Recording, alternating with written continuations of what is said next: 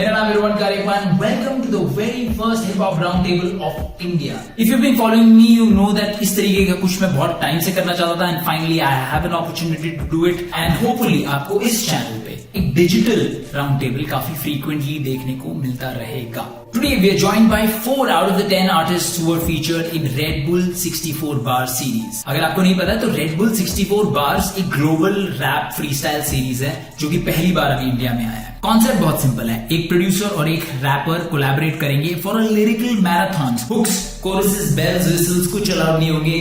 Just pure rap, pure bar fest. 10 में से एक गाना game set match by Shahrukh का ब्रेकडाउन आपको मेरे चैनल पे मिल जाएगा. Do check that out. Also अगर आपको बाकी 10 एपिसोड्स देखने हैं तो वो आपको गली गैंग के चैनल पे मिल जाएंगे.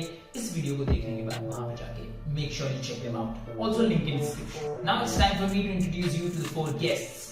Let's go. Joining me first is the guy who rules DHH when it comes to choruses. He makes sure that वो जब भी किसी ट्यून पे काम कर रहे हैं that is catchy by hook or by crook. But for this series, he pulled out something extra. उन्होंने अपनी strength के साथ निकले. He came with pure bars, representing Gully Gang. Please welcome the guy whose freestyle was so complex I still get PTSD. Ladies and gentlemen, Sharul. What's up? What's up? What's up, Is it fine? Can I? Man, that track of yours and breaking that track down. Damn, that was difficult. Thank you for throwing in crook to rhyme with hook in my intro. You got bars. You got bars, Rohan. Bars. So now I'm not even going to ask you कि कौन से गाने पे काम कर रहे हो. My question would be, which show are you watching? The amount of shows that you name dropped in your 64 bars, just amazing. No watching anything, man. Movies and interviews and stuff like that. I've been watching Johnny Depp movies. I just watched Blow last night to celebrate his win. The verdict. All right, moving on. Next up on the panel is the one jiska Red Bull 64 Bar freestyle was, I think, the most underrated one. That's according to me. An amalgamation of poetry, technical lyricism, and flow so smooth it seemed like a knife through butter. Definitely the lady to watch out for. Based out of Namma, Bengaluru. Please welcome Ranch. Hello. Hi. Hey, what's up? I have so many questions about your freestyle. I have so many things to ask. How are you doing? We'll start off with that. I'm good. I'm actually in Chennai. I've been having a few awesome days chilling with friends and doing. How hot is it in Chennai? Like Bangalore people, wherever, if you're not in Bangalore, I'm just going to ask about weather. That's good. That's good. Bangalore is really lucky, really blessed. But yeah, I live in Bangalore, but yeah, it's very hot, but I'm glad I'm in an air-conditioned room, so I'm good. Nice. All right, moving on. Agla guest believes in strict give and take policy. Okay, in one hand he'll say कि उनको सब चाहिए, on the other hand you'll find him saying कि उनके पास vibe सबके लिए है. A guy जिसके वर्ड्स में इतनी एनर्जी है, it seems like वो अपने दाल में भी Red Bull मिला के खाते हैं. He kept it raw, he kept it real. Please welcome Raval. Yo, what's up? चावल भाई क्या हाल? आज विदाउट भर्ग अजीब सा लग रहा है देख के. जी, what's up? एकदम पॉलिटिशियन वाला. एकदम. Vote for me. बढ़िया. All right, moving on to the next one. The final guest, the last guest in our panel is someone who is on his way to redefine the expression going south, because when Red Bull 64 Bars went south, they found pure gold. Ladies and gentlemen, please welcome the man, the myth, the legend, Hanuman Kind. What's up, family? What's up? What's up? How are you guys doing? Firstly, how was it writing 64 Bars? So 64 Bars is, as we all know, is a global series, and it is posed as a challenge कि भाई rappers and producers have to go through a marathon and they have to write 64 bars. So it comes with its own challenges कि आपको bars वगैरह याद करने हैं. Ranch, if we start off with you, how is it different from making just a regular track? Right. When I first got asked, I was really excited. I thought the concept was really cool because I'm mainly a song maker. I really like to write hooks. I like, having repeating sections, and yeah, I like arranging songs. So for me, it was a new experience to just write, only write verses. And I thought for me, I took it as an opportunity to just tell a story. I was and I was really influenced by Little Sims at that time, as in I was really loving everything she was doing. So I wanted to like tell a story through the 64 bars. So yeah, that's how I approached it. Sharul, so yeah, that's one thing that I wanted to ask you guys. When you're writing 64 bars, so it's a huge gap that you have to fill. How do you go about ki, in 64 bars, I'm going to take these 64 bars like this? So for example, Ranj had a story to tell. She, like a boy, a girl, a man, a woman. Sharul, what did you think before writing those 64? I actually had like a really bad writer's block the same week that, like, like I got the beat. So for me, it kind of it was me challenging myself to get out of the writer's block and kind of ranting to like it was more of a rant. Same with Ranj. Like I look at myself as a songwriter, and it's always me coming up with different not necessarily hooks, but different ideas that I can place around the song, whether it's a bridge, hook, or middle eight, or whatever, And for me, it was just start talking, just start, and sports references are for me is like a good way to like get into like the champion spirit. So I started with the tennis reference. So it was just kind of like to challenge myself into, okay, get going, like stop, stop feeling sorry for yourself. Oh, I can't write right now. This week I'm feeling like this. It was kind of like that. Yeah. Nice. Hanuman, what about you? I'm kind of someone that enjoys this a train of thought and a freedom just to like flow. So I kind of just went with that. When it came to 64 bars, it's like it's quite a lot to write. So I kind of just went, and it was a consistent train of thought that came. And while I was doing it, I also got kind of tired of the BPM that I was on. So I was just like, let me try and switch it up a little bit too, and completely kind of rearrange my train of thought as well. And I did that. I was just like having fun with it and just seeing how, because it was working with Karan and kind of brought that out this time. And he's just like, yo, do whatever you want, push yourself. But he gave the sample and he gave the kind of the feel to it. So I just kind of wrote off of that and was just like, whatever comes to my mind, I shall put it down. And there was I wrote a couple of versions because I like to, when it comes to this, see, unlike these two, that I'm not necessarily the biggest songwriter. I just like to rap. I'm like, I just whatever, it's bars one after the other because that's what I enjoy. Even if it don't make sense, but I'm still it's still, sonically sounds good, and I'm still somehow there's some technicality in it which makes me have fun with it. I mean, that makes sense. The chain of thought thing makes sense because if you have that thought, I just have to write bars. You cannot write something like flexibility. Yeah, literally, bro. How did you think of that? So I wanted to ask you that question. How did you think of this? Did you go on the way while you were writing and thought, okay, flexibility, I can also pronounce it as like, how did you think of that bar? I mean, dude, it's tied into the previous bars, right? So it came in, it was like, what was it? They can't even touch their toes. So we're talking about someone stepping on their toes, reaching for the sky. So it was like literally, okay, this line said this, and the next thing leads to, okay, if you can't touch the sky, then they can barely I can touch the sky, well, people can't touch their toes. And it goes, okay, and that clearly you have a lack of flexibility, but then because it didn't fit in, I was like, flexibility, you know what I mean? Like it kind of just like whatever fit. And then you just shows, because literally in that bar itself, it goes, that is flexibility within the word itself. So it's like, all right, it kind of just made sense and it fell into place. So one after the other, right? Train of thought, literally train of thought. Super fun scheme that was. Rahul bhai, again talking about, so Hanuman spoke about how he wanted to change the BPM and he wanted to change the pattern. For example, he wanted to try new flows. When the beat switched, it was a little different because it went from funky to sort of melancholic feel pe chala gaya.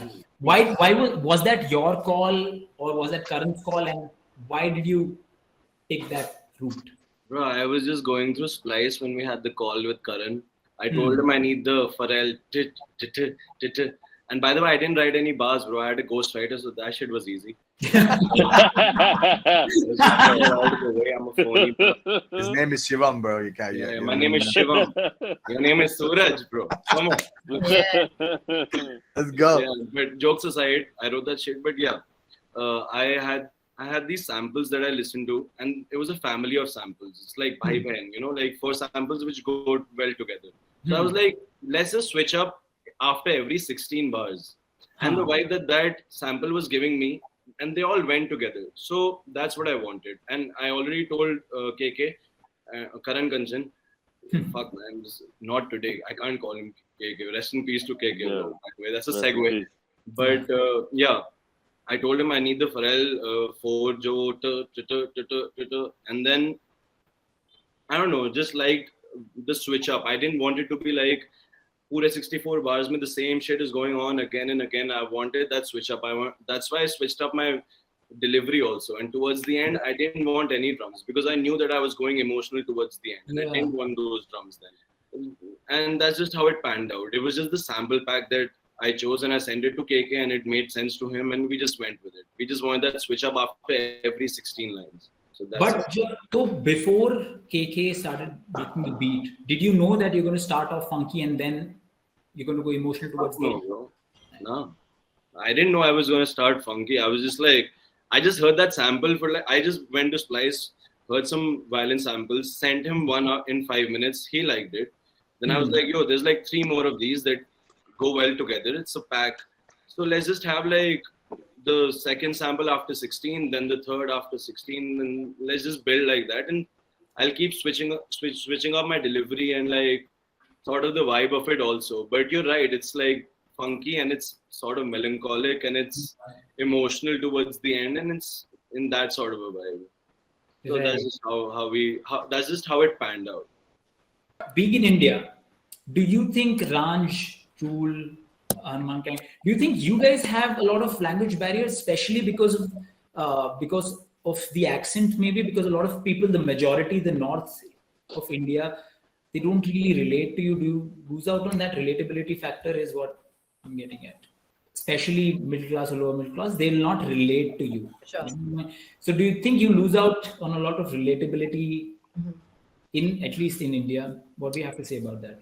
For sure. So this is something that I was aware of when I started, doing music because, I'm somebody, I did study in an English medium school and I do think in English, most of the time. And a lot of the things that I admire about writing, like, literature and even film, all of these things, I enjoyed a lot of it in the English language. So I knew that, I'm going to be making English music. I knew that, like, I already know what to say. 98% of the population is not going to be really listening to me or understanding, which is fine. I think my case is a little bit different because I also really, grew up on Tamil music as well. And I did, I do really enjoy writing in Tamil, but that's something that I take very, very seriously. And I work on really hard right now, And when I write a Tamil song, it takes me, I'm very particular about how it has to come out, how I'm going to release it, how it's going to be received. It has to be absolutely, perfect in terms of, representing me and who I am and like the pocket of, the pocket of society that I'm in. So yeah, that's something also I really enjoy doing. I would never let that part go of myself where, I write in Tamil as well. So yeah. Right.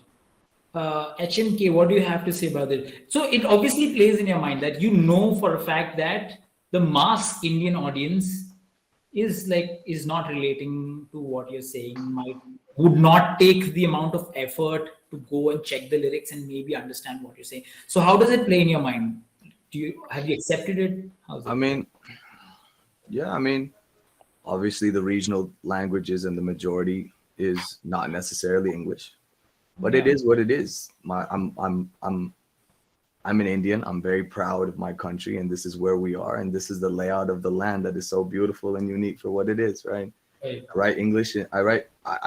I've traveled all around the world, and like Ranj was saying, the predominant language that comes to me first is English. I'm a Malayali at the core of it, and of course, this is where the roots are. The way you said Malayali. Malayali, right, bro. Know that you're Malayali at core. I'm absolutely a Malayali. You know what I mean? And the thing is, for me, it's my job to figure out. It's an equation for me to figure out. If I do it, I do it. If I don't, I don't. You know, for me, it's my job. When I firmly believe in the idea that good music is good music, and it should translate past the language.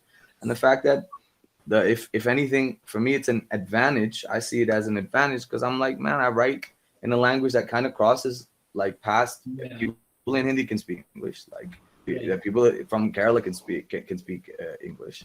You know, Tamil Nadu, Bangalore, wherever you're looking at, there, it's a global language, and that's where I have fun with it. You know, but as long as I'm staying true to the art, I think it should shine through. As long as I'm as staying true to myself, and you know, putting together a message which I believe can actually bring about the change and the vision that I see. You know, Yeah. like I said, it is what it is. Well, if I can add something, Yeah. I think that's exactly true. You know, the music is also like a big factor, and it's not just about the lyrics as well. Like, for example, I sometimes show unreleased songs to my parents, and they obviously can't understand the lyrics, they can't understand the raps. But when my mom likes a song anyway, like when she like can't stop listening to it anyway, then I know that it's something that like translates beyond just the lyrics. Like that there's something, the emotion of the song is still being translated. So. I mean, yeah, I'm listening to so many tracks subconsciously. Jiska language also I don't understand. So I think, yeah, that's true. That's true. Right. Shahrul, you try to add bits and pieces of Hindi in your, and sometimes in your verses. What's the thought?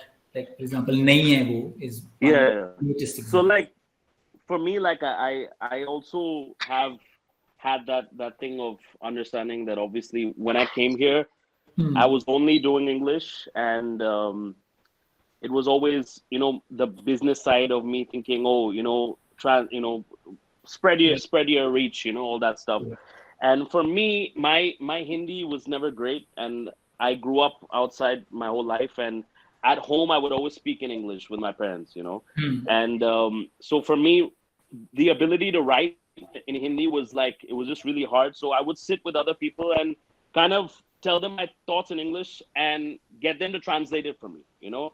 And for, you know, for a lot of people, that people might think that's ghostwriting, but it's called songwriting. You know, like a lot of people work with people in the room. You know, you have a bunch of people in the room and you work together. But at the end of the day, it's just I want my ideas to go out in Hindi as well.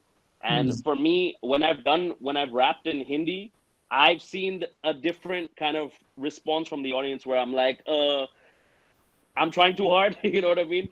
And for me, my mother tongue is supposed to be Hindi, but I grew up speaking English, you know? Right. So for me, I'm rapping, for me to write 64 bars is like, oh, I'm hungry to fucking write in English, you know? Because like that's just, you know, it's second nature, right? It's not a thing. So for me, like, it's just, I love making songs, and I want those songs to reach more people. And Hindi is a language that, you know, it's ours, and I want my, you know, I love the way singing sounds on Hindi. So for me, like, I don't wanna kind of disappoint people because I know I can rap really well in English, and I don't wanna like push myself to like, oh, I'm just gonna rap in Hindi because I gotta, you know, like kind of reach this audience. Like, I feel like if I can do both, people can appreciate me, you know, for whatever. But I respect HMK, I respect Ranj and all the people who are pushing for English in this country, because, you know, at the end of the day, we all grew up on hip hop that came from another country, and you know, that is English, you know. So for me, for someone is, you know, like to kind of not put that spotlight in India, where Hindi and Punjabi are getting its dues and a lot of other languages are growing, but English, like we also should be, you know, kind of in the spotlight. So I feel like Red Bull 64 Bars was a great platform for all of us to kind of, you know, push our pens and showcase our pens. You know, it was great. Like I truly appreciate you breaking down my thing, because like 100%, like bars go over people's heads all the time. And it's frustrating because a lot of people tell me like, oh, aren't you scared that no one's gonna get your shit? No one's gonna, like, nah, man, because when people do, their minds are gonna fucking blow, you know, like that's the whole point. And it's great that the community is coming together and doing things outside just the music. Like you have people in the community breaking down bars or whatever like that. So I want English rap to, like, you know, be at the top in India, and it's growing because we've got great people doing it. It's growing.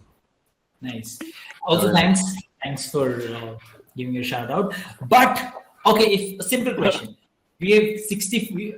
All four of you guys have written 64 pure bars. Which one is your favorite out of those 64, and why? Because we might have different reasons for it. Rahul, bhai, you start with that. I hate explaining bars, dude. It just makes it super lame. Yeah, so there's this proverb about joke. Dissecting, explaining a joke is like dissecting a frog. Yeah. You know what's inside, but the frog dies. Yeah, so I understand, and that's why I try to break them down. But okay, just the reason why you like those bars, even if you don't explain what is it and Yeah. what's in it. Okay, Rahul bhai, आपके हिसाब से आपके favorite? I think I would say there's a couple that I like. I like the one where I say लौंडे बनना चाहते edgy but मैं बैठा edge पे सन की तो फिर दे दूं उन्हें spear नीचे edge से. हाँ, So I like that because it's Wrestling like, reference. yeah, that's a WWE reference. I also like the one when I reference Beyblade. घुमा घुमा के पेलू ने जैसे मैं हूँ Beyblade. Then I reference a song which has to come, which is going to be in our EP or mixtape, which is called Nai Fefre. So I'm like, लौंडे बन, what was it? It was like घुमा घुमा के पेलू ने जैसे मैं हूँ Beyblade. इन्हें चाहिए नए जूते, मुझे चाहिए Beyblade. my favorite. Nice. And the That's song the goes so hard, man. Yeah. Yeah, I'll be talking to a whole generation Those with that techniques that song. we've gotten of it. And Ooh. everybody. And I guess I would also say I like another one. Which one was it? I liked मुझे पता कौन कितना पानी में अर्जुन का ये तीर बेटा लगता सब निशाने में चील की भी याद छेद देता है आसानी से पसीने खूनो because अर्जुन का ये तीर बेटा लगता सब निशाने पे तो मुझे पता कौन कितना पानी में वो पानी से देख के मारता था. So I feel like those are some of the bars which went over people's heads, but I'm fine with it as long as you get like.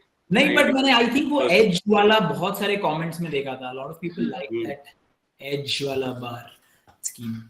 But नए favorite तो I was thinking नए favorite because you want to like rap तो rap के नए favorite. नहीं. I was like, I just assumed. it's a smoking reference, but it's also a reference to the song which will come out later. Usually I do the opposite. Nice. I make references of songs which have come out already. Previous songs. Yeah, but I just like Nice. whatever. Yes, just came to- nice. अरे बहुत सही है वाला सही था. Shukriya bhai. Ansh, what about you? Like your Um, track was so nicely put together and just been praising it, but I really like your track. Which were your favorite two bars? I like when I say, I blame it on the East and I blame it on the West because kind of like a play on saying, I bang it in the East and I bang it in the West. But but what I was trying to say in the whole song is actually, the fact that I think Indians really suffer from the fact that we are raised in like a very collectivist society, especially like my grandparents, that generation, they learned their whole life just learning how to live for others and like in a family. And now we live in an entirely capitalistic society. And now they have to suddenly learn how to be individuals and they have to know, what do I like? And that's something that both my grandparents struggled with, this fact that I don't even know who I am or what I like because that's not how, I was ever raised. So that's kind of what that means is that like both the cultures kind of like, fucked us up. So Yeah. that was Well nice. said. And I also like this when I say like one woman with no room of her own. Those 4 lines, it's a very small thing, but basically a room of her own is like a quote by Virginia Woolf. And then in those 4 lines, I had the word virgin and wolf as well. It was just, yeah. So I like that. I don't know if people got that one, but yeah. Nice, very nice. So I'll come to that question later on. How and why did you take that story wala route? But HMK, your favorite bars? From the first half, it would probably be when I say fortunate enough to choose, not the case with most, because the city is a grave of the dreams that never rose and became what they could have, because everyone opposed, it's rare to get a foot up when they're stepping on your toes, right?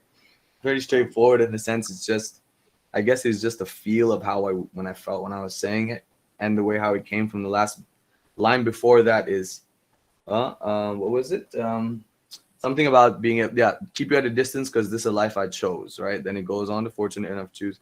And so I just, I kind of feel strongly about that. And on the second side, man, it was just like flows. So I like how it kind of, there's this bit where I just go, come around my way, make sure you hydrate because I got heat. Yeah, make the birds migrate when the boys speak. Yes, Ali gon' vibrate when they call me like, filling up my plate, government irate because the way I'm paid doesn't get them paid, so that I find me. But I say fuck that, stay low key, something like that. So it's the way that the percussiveness to me, man. This 64 bars to me was just more about kind of fitting into pockets and being as like experimental with the flows, you know. So, and to be able to fit in the idea of, you know, being too hot to handle, where you're making the birds migrate because they come where the heat is at, is fun, you know what I mean? So.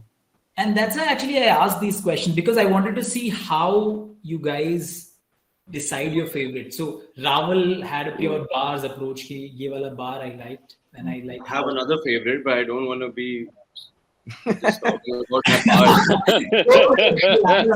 I'm just going and talk about the part where I say बचपन में school में सब बोलते रावल खाता चावल के पास था rhyme मेरे लिए अब गया पास सा पलट मेरे पे राइम सबके लिए जाके एल्बम मेरी सुनो मेरे पे वाइब सबके लिए I fuck with that bro, because I'm like I've been told like I used to be like just disappointed as a kid when I was like bro you could have said towel or some shit, you know, like I'm sick of all you can give me is basmati chawal, I'm high grade rice, thank you, you know, like as a kid I used to be like, yo, be a little more creative.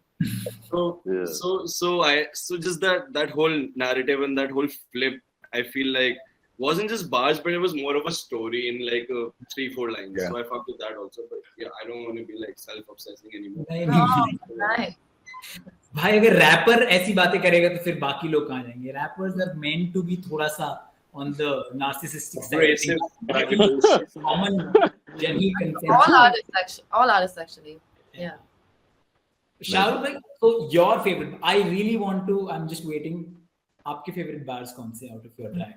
Man got super complex in his. Yeah. I'm excited bro, to hear which. You know what? Like for me, like the more simple ones. Like I feel like the way I said game set match, game set meet your match, network but feel no attached. So it's like kind of like, you know, sometimes you don't feel like going out. And you have to kind of, that introverted side has to go be an extrovert now. So it's like kind of prepare yourself to like go and network, but feel no attached. Like it was the play on also with tennis net and all that. And then love all above all, except when a motherfucker steal your cash. So it's like in this game, we have to kind of, you know, like show face a lot of times and kind of, you know, some friendships and relationships turn out to be strong and stuff and real. But when someone crosses you and you have to kind of play it in a certain way, that's like these things really like kind of, you know, it can build someone's character is the least to say, right? Things like that. And even like I love the Tanmay line because that big boy trying to entertain in a game full of actors. I'm just Tanmay doing a roast because like for me, I've been rapping since I was 13, and at some point, it's like you can be a rapidy rapper and just like bars, you know, like you can do that. But I really love performing and just making people happy and just making people smile and have fun. You know, like for me, like entertaining is like a big part of what I do. So at the end of the day, some of the, you know, people are telling their stories, and you have to respect that. And at the same time, I feel like my voice and my kind of journey is to kind of just, you know, spread happiness through my music and make people have a good time, you know, like no matter what the occasion is, some sort of joy should be projected from what I'm doing. So, and yeah, like HMK knows that, you know, like I respect Tanmay, you know, like because he does so much and he got so much shit for that, you know, for just trying to make us all laugh. So it was just a great thing. And I feel like in my favorite bars in the US are like, you know, from guys like Kanye or whoever, or The Game or whoever, like it's always name dropping the people you fuck with so heavy that, you know, it relates to your life. So it was just like, you know, giving a shout out to, you know, someone you respect. That's it. Nice. Yeah. Ranch, why was your freestyle called TGIF? Especially if you look at the second half of the track, it's like a really dark tone with like the metaphors. You know where I'm getting at, right? Yeah. Fan. Yeah. Yeah. So what was the thought behind keeping TGIF as the name?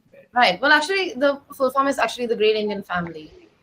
So I thought that was kind of funny. It was kind of like a dry thing to be like, to abbreviate it to TGIF, which is like a fun thing to say, like, thank God it's Friday. But I wanted, yeah. So that's actually the full form of it. Yeah. Oh, nice. I actually didn't know that. Nice. Thanks for letting me know. Sick. All right. But HMK, how do you remember all the bars? And wasn't it difficult for you to remember all the 64 bars? I just asked you for your favorite one, and you actually knew a lot. Did you not see me take out my phone and look it up, bro?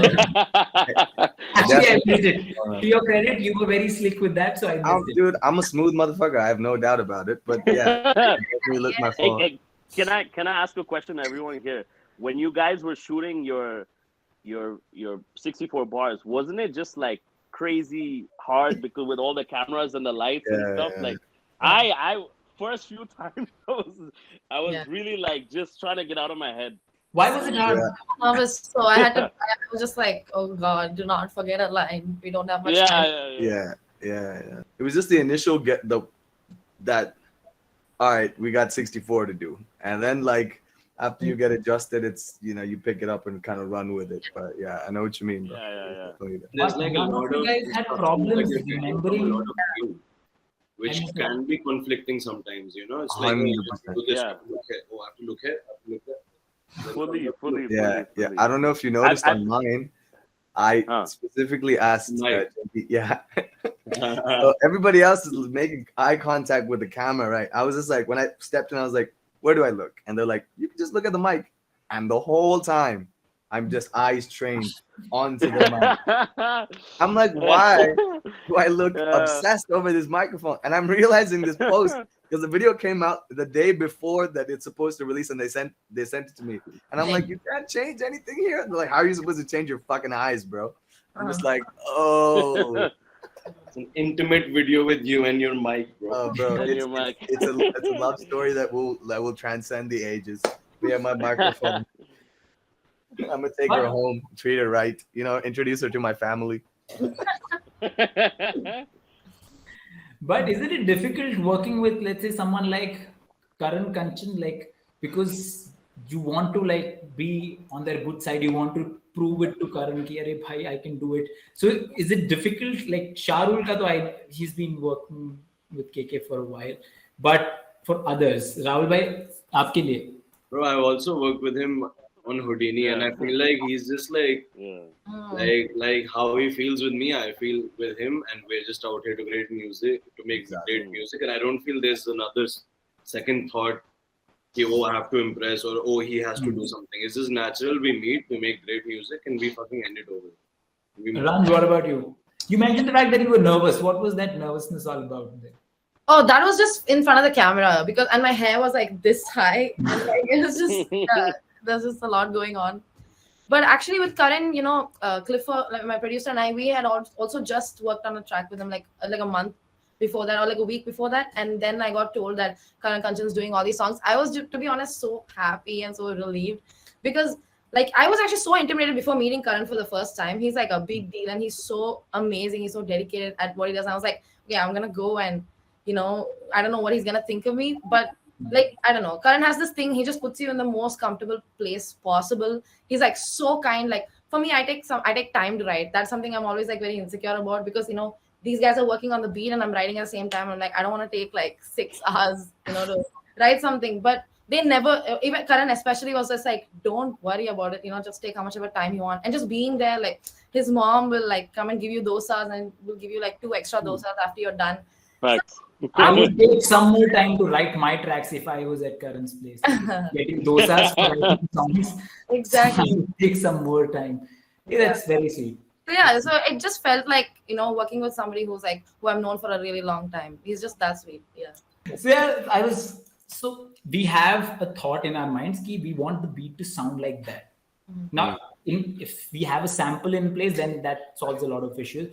But if you have to convey a message to the producer that I'm looking for a beat like this, how can you convey it for the producer to understand it exactly? how you meant it. I said, bro, mad references, bro. All the music that you've listened to, Yeah. maybe you can be like, oh, I want this part from this jazz song and this section. And then for the intro, I'm looking for this. And for the outro, I'm looking for this. And these are songs. And this is just something that comes very naturally to me because I never premeditate this shit. Whenever we're in the studio, I just get like these 5 ideas and songs that I probably heard like 7 years ago, which really pop up. And from the back of my head, they're right here, and I'm like, yo. So we're just like, essay. And with Karan Khanji, it was fucking easy. Exactly, dude. It was insane. Like we had a Zoom call and right after the Zoom call, I sent him like just a couple of songs. I didn't even send him specific parts or anything. I just sent him a couple of songs. I was like, I wanted to be like this. I wanted to be jazzy, and I wanted to be able to tell a serious story.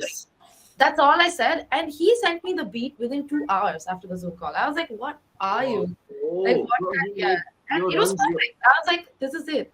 He made the beat in 15 minutes on the Zoom call with me. Exactly. The raw bounce. And I was like, bro, I was doing piggyback rides with him, bro, in Delhi. So I'm chill with him. Rule, what about you? You are a producer. How do you communicate, or how do you like artists communicating to you? Do you have like जहाँ पे लोग ऐसे randomly कुछ भी बोल देते हैं and you have to make So like 100% references. I think it's like the best way to go about it. But like with Karan, like when I've worked on other songs with him, it's like we'll go through sounds or whatever. But this time, I didn't sit with him in the room. With this time, it was kind of just I was in my place, he was in his place. So I just dropped him a voice note and I gave him one reference for like the first part of the beat, which I wanted more new school, and within 15-20 minutes he sent me like a loop. And what I normally do is if a producer sends me a loop, like I'll start chopping it up and doing different things to it and slowing down the beat here or like pitching it down a bit or whatever. Like I'll do my thing on it. And the second half I actually added like a boom bap sample, which he ended up redoing, in his own way. So kind of like I feel like if you it's harder if you don't have any kind of way to express yourself musically, like But I think Karan is such a great person where if he'll listen to exactly what you say and he'll knock it out the park, and if there's still some room to get it right, he'll get it right, for sure. He's easy, and yeah, he's a big teddy bear. Like he's made all these crazy like gangster beats over the years, but he's like he's a chiller. He's a normal guy, very chill guy. Nice. All right, before we take leave, I'll ask one more question because we have been talking about bars because it's 64 bars.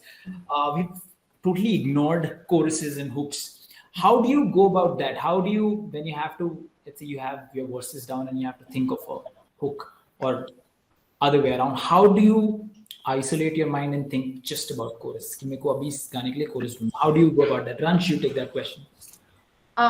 Actually, even for this song, I knew I wasn't allowed to write any hooks. I wasn't allowed to write any choruses. But as rappers, you're always trying to have a section of the song which like stays in their head after it's done, like that keeps echoing in their head. So I kind of wrote, like there's a section that where I do a little bit of singing, like yeah, the lyrics, great. Anyway. But yeah, that singing part is basically like me doing that. It's basically a hook. I actually wanted to repeat it at the end, but I didn't do that. But yeah, like for me, it's mainly the hook just has to be something that immediately grabs the person's mind and never leaves. Like for example, I actually think TikTok music is like a good example of that. Like there's something weird.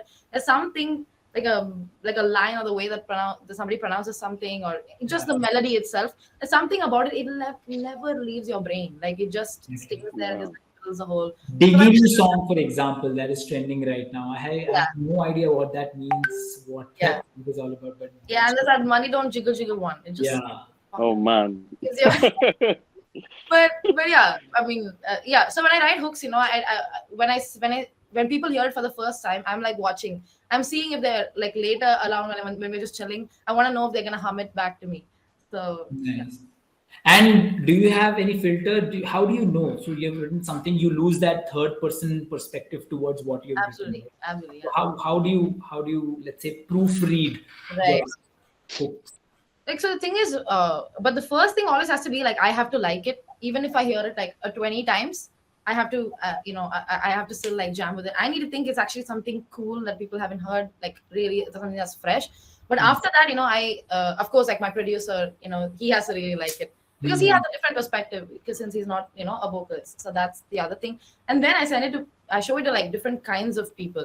Like, for example, there's like people who listen to exactly the kind of music that we are listening to or we are going for and what they think.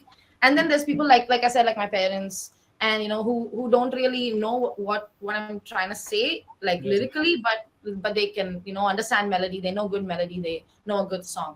So, and then I get their feedback, and yeah, that's about it. Nice. Showing them is like the one thing that you do constantly. I feel like at least me and my producer, we just show our demos like everywhere that we go. Nice. Rule, what about you?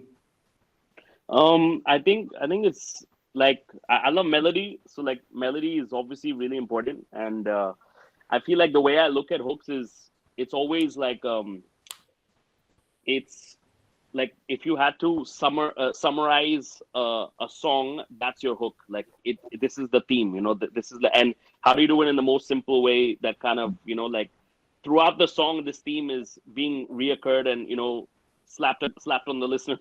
Like this is the theme, but in the most, and I feel like when I grew up and when I grew up writing hooks, you end up using the generic words. Like if you're making a love song, you're gonna use love in there. You're gonna use like the words. You're gonna make a song about being angry, you're gonna say you're angry or whatever. So like I feel like the most important thing is to find like the words that are not used the most but still be kind of relevant and things that people say. So like bringing that together. Can you give one example where you have like rejected a common word and used any? If you can think of it anything right now, then if not, then we can. Don't want to pressurize you. Like any love song that I'll make, I'll try and not use the word love. That's like a first thing. Like do not use the word love. Try and avoid using the word heart. Like just generic words that that kind of you there's so many love songs out there, right? Like from centuries or whatever, right? So poems and everything. So I feel like the most unique sounding thing and the most relatable sounding thing, which obviously is like it's kind of an oxymoron, but you have to kind of find common ground. And at the same time, melody is like within all of us, right? We as kind of artists who are kind of non-Bollywood, we will cringe when we hear it sometimes, but if we're a little drunk, we're gonna start singing because like we grew up with it or whatever, right? It's in our blood, and melody is always in our blood, right? No matter what. Like I grew up with Michael Jackson, and like it's sometimes I'll put out a melody and I'm like, wait, did Michael do this? Did someone do this or whatever, right?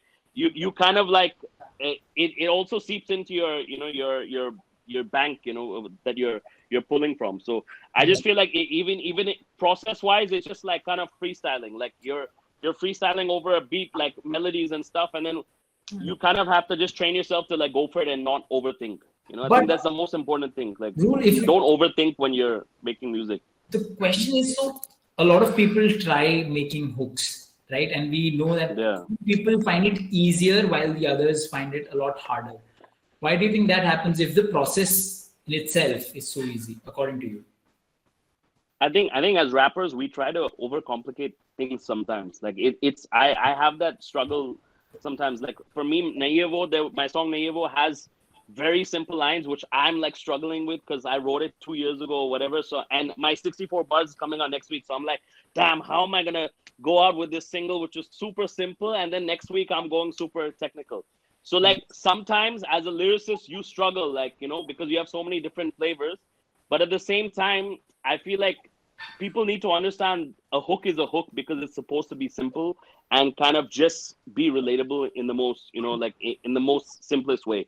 Like repetition is such a big part of hooks. You know what I mean? Like HMK kills it with that police at the door.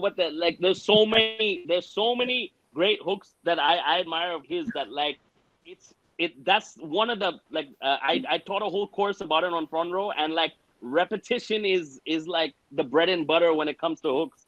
And doing it in the coolest way is, everyone's gonna do it in their own way. That's the most important thing, right? I don't think there's any secret sauce to it. Everyone's gonna do it in their own way, and you just gotta go with it. HMK, well, how do you approach it? Do you think so? If you have written verses and now there's a space for hook, do you experiment with 3-4 different hooks, or do you have a name of the track first in your mind and then you create a hook? How do you go about? So there's this new interview that I saw, some Red FM interview, in which they were talking about how having generic words in your hook nowadays would help you in Instagram Reels. So, for example, if you have Pahad or Chai in your hook, and that's the name of your track, people, if they're posting a story of Chai, they would search Chai on Insta Music, and that'll just give you and I found that take very interesting. But how do you work on your hooks? Rohan, I'll be real honest with you, dude. I'm terrible at hooks. Like, bro. But see, here's the thing.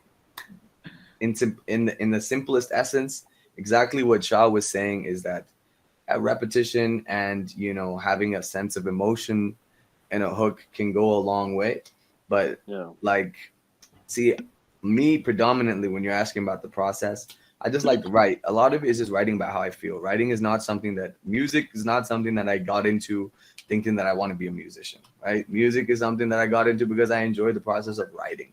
And that comes with just doing verses. It's not ending a thought in a few lines, which at this point in my life, I admire extremely, because what a hook is to me is condensing everything into a short 4 to 8 bars, which it's an incredible feat, because if you don't hit the mark, there's only so much that you're saying or doing, and you've gone from 100% to 50 or 40 or 80, even if it's adding 80% of what the hook can actually bring. This is my head now, right?